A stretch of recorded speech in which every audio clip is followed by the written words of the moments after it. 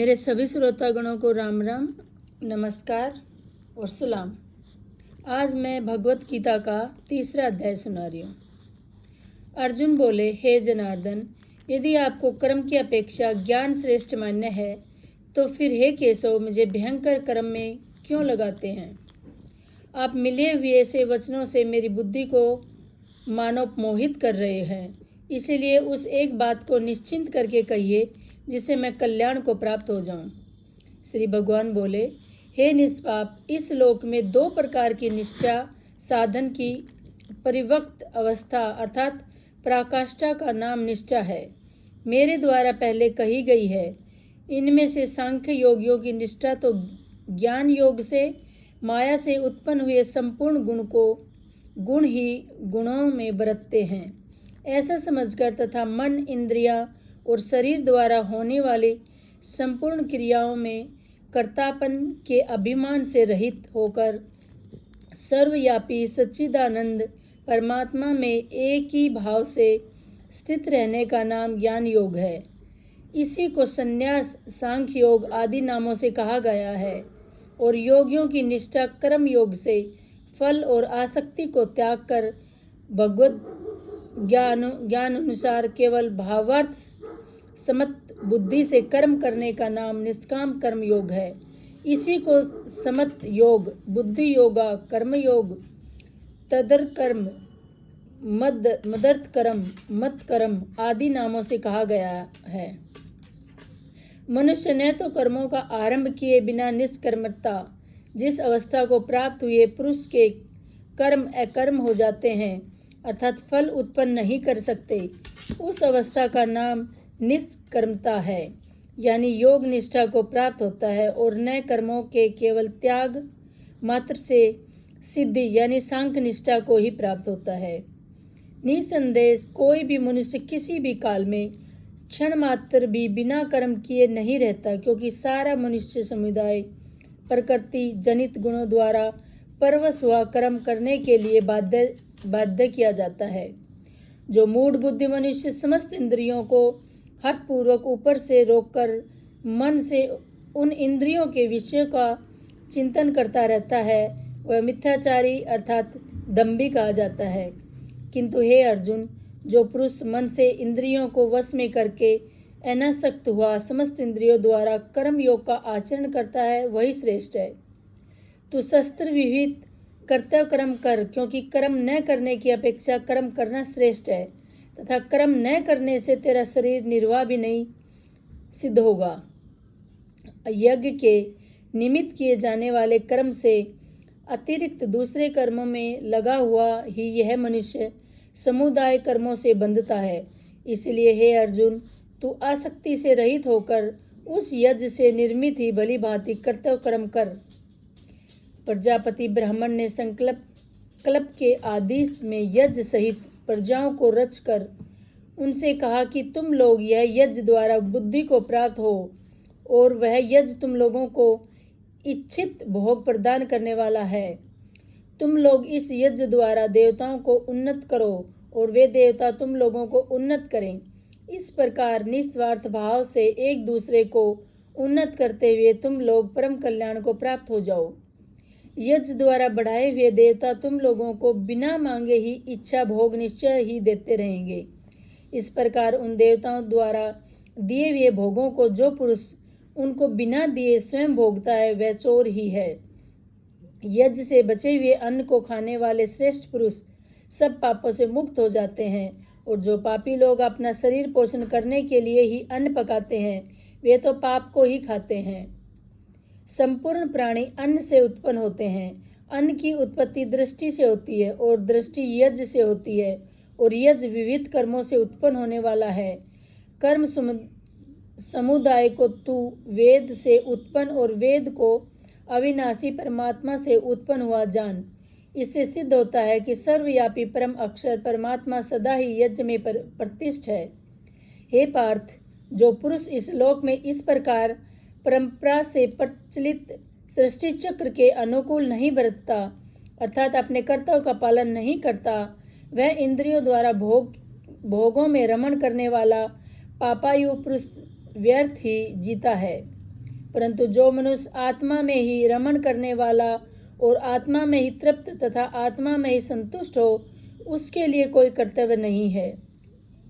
उस महापुरुष का इस विश्व में न तो कर्म करने से कोई प्रयोजन रहता है, न कर्मों के न करने से ही कोई प्रयोजन रहता है, तथा संपूर्ण प्राणियों में भी इसका किंचित मात्र भी स्वार्थ का संबंध नहीं रहता। इसलिए तू निरंतर आसक्त से रहित होकर सदा कर्तव्य कर्म को भली भांति करता रहे, क्योंकि आसक्ति से रहित होकर कर्म करता हुआ मनुष्य परमात्मा को प्राप्त हो जाता है। जनक आदि ज्ञानी जन भी आसक्ति रहित कर्म द्वारा ही परम सिद्धि को प्राप्त हुए थे। इसलिए तथा लोक संग्रह को देखते हुए भी तू कर्म करने के ही योग्य है, अर्थात तुझे कर्म ही करना ही उचित है। श्रेष्ठ पुरुष जो जो आचरण करता है, अन्य पुरुष भी वैसा ही आचरण करते हैं। वह जो कुछ परिणाम कर देता है, समस्त मनुष्य समुदाय उसी के अनुसार बरतने लग जाता है। यहाँ क्रिया में एक वचन है, परंतु लोक शब्द समुदायवाचक होने से भाषा में बहुवचन की क्रिया है। हे अर्जुन, मुझे इन तीनों लोकों में न तो कुछ कर्तव्य है और न ही कोई भी प्राप्त करने योग्य वस्तु अपर्याप्त है, तो भी मैं कर्म में ही बरतता हूँ। क्योंकि हे पार्थ, यदि कदाचित मैं सावधान होकर कर्मों में न बरतूं तो बड़ी हानि हो जाए, क्योंकि मनुष्य सब प्रकार से मेरे ही मार्ग का अनुसरण करते हैं। इसलिए यदि मैं कर्म न करूं तो ये सब मनुष्य नष्ट भ्रष्ट हो जाएं और मैं संकरता का करने वाला हूँ तथा इस समस्त प्रजा को नष्ट करने वाला बनूं। हे भारत, मैं आसक्त हुए अज्ञानी जन जिस प्रकार कर्म करते हैं, आसक्त रहित विद्वान भी लोक संग्रह करना चाहता हुआ उसी प्रकार कर्म करे। परमात्मा के स्वरूप में अटल स्थित हुए ज्ञानी पुरुष को चाहिए कि वह शास्त्र विहित कर्मों में आसक्त वाले अज्ञानियों की बुद्धि में भ्रम अर्थात कर्मों में अश्रद्धा उत्पन्न न करे, किंतु स्वयं शास्त्र विहित समस्त कर्म भली भांति करता हुआ उनमें भी वैसे ही करवाए। वास्तव में संपूर्ण कर्म सब प्रकार से प्रकृति के गुणों द्वारा किए जाते हैं, तो भी जिनका अंतकरण अहंकार से मोहित हो रहा है, ऐसा अज्ञानी मैं करता हूँ ऐसा मानता है। परंतु हे महाबाहो, गुण विभाग और कर्म विभाग त्रिगुणात्मक माया के कार्य रूप 5 महाभूत और मन बुद्धि अहंकार तथा 5 ज्ञानेन्द्रिया, 5 कर्म इंद्रिया और शब्द आदि 5 विषय, इन सब के समुदाय का नाम गुण विभाग है और इसकी परस्पर की चेष्टा का नाम कर्म विभाग है। के तत्व उपयुक्त गुण विभाग और कर्म विभाग से आत्मा को पृथक अर्थात निर्लप जानना ही इनका तत्व जानना है। को जानने वाला ज्ञान योगी संपूर्ण गुण ही गुणों में बरत रहे हैं, ऐसा समझकर उनमें आसक्त नहीं होता। प्रकृति के गुण से अत्यंत मोहित हुए मनुष्य गुणों में और कर्मों में आसक्त रहते हैं। उन पूर्णतया न समझने वाले मंदबुद्धि अज्ञानियों को पूर्णतया जानने वाला ज्ञानी विचलित न करे। मुझ अंतर्यामी परमात्मा में लगे हुए चित्त द्वारा संपूर्ण कर्मों को मुझ में अर्पण करके आशा रहित, ममता रहित और संताप रहित होकर युद्ध कर। जो मनुष्य दोष दृष्टि से रहित और श्रद्धायुक्त होकर मेरे इस मत का सदा अनुसरण करते हैं, वे भी संपूर्ण कर्मों से छूट जाते हैं।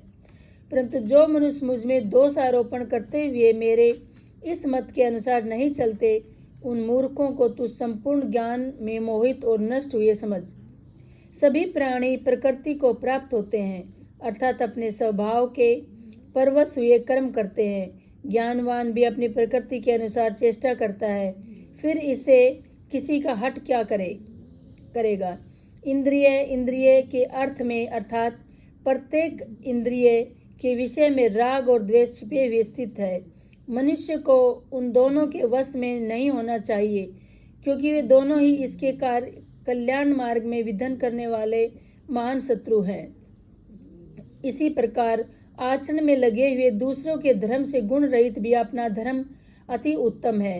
अपने धर्म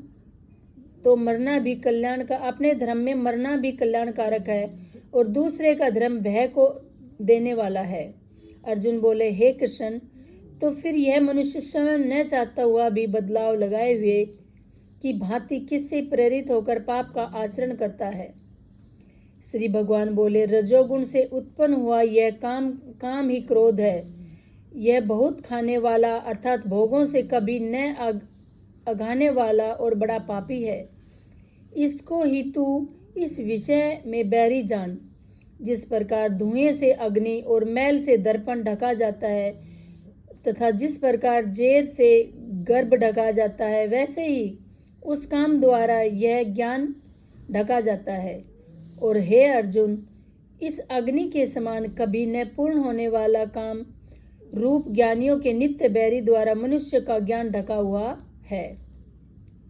इंद्रिय, मन और बुद्धि ये सब इसके वासस्थान कहे जाते हैं। यह काम इन मन, बुद्धि और इंद्रियों द्वारा ही ज्ञान को आच्छादित करके जीवात्मा को मोहित करता है। इसलिए हे अर्जुन, तू पहले इंद्रियों को वश में करके इस ज्ञान और विज्ञान का नाश करने वाले महान पापी काम को अवश्य ही बलपूर्वक मार डाल। इंद्रियों को स्थूल शरीर से पर यानी श्रेष्ठ, बलवान और सूक्ष्म कहते हैं। इन इंद्रियों पर मन है, मन से भी पर बुद्धि है और जो बुद्धि से भी अत्यंत पर है वह आत्मा है। इस प्रकार बुद्धि से पर अर्थात सूक्ष्म, बलवान और अत्यंत श्रेष्ठ आत्मा को जानकर और बुद्धि द्वारा मन को वश में करके, हे महाबाहो, तू इस काम रूप दुर्जय शत्रु को मार डाल। नमस्कार। इस प्रकार 3रा अध्याय खत्म हुआ।